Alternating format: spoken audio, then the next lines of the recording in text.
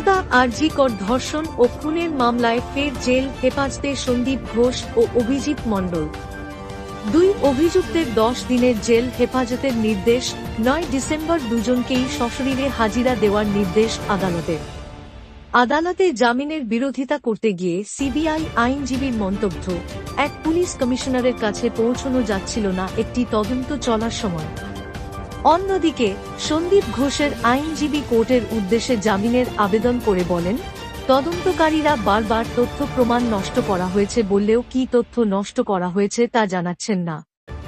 CFSL থেকে report এসেছে বলা হলেও আদালতে এটা জানানো হচ্ছে না যে সেই রিপোর্টে কি কোনো তথ্য প্রমাণ নষ্টের কথা বলা হয়েছে। কোথায়, কখন, কি এক্সট্রাস করা হয়েছে তা পরিষ্কার করে বলা হচ্ছে না। ডিভিআর থেকে তথ্য মুছে ফেললে তো তা আবার উদ্ধারও করা যায়। সিবিআই আইনজীবী জানান, পরিস্থিতির কোনো বদল হয়নি, এখন জামিন দেওয়ার কোনো ভিত্তি নেই। অপরদিকে অভিজিতের আইনজীবী কোর্টকে বলেন, সিবিআই বলছে অভিজিৎ পালাতে পারেন, কিন্তু উনি সরকারি কর্মচারী, পালাবার কোনো সম্ভাবনা নেই।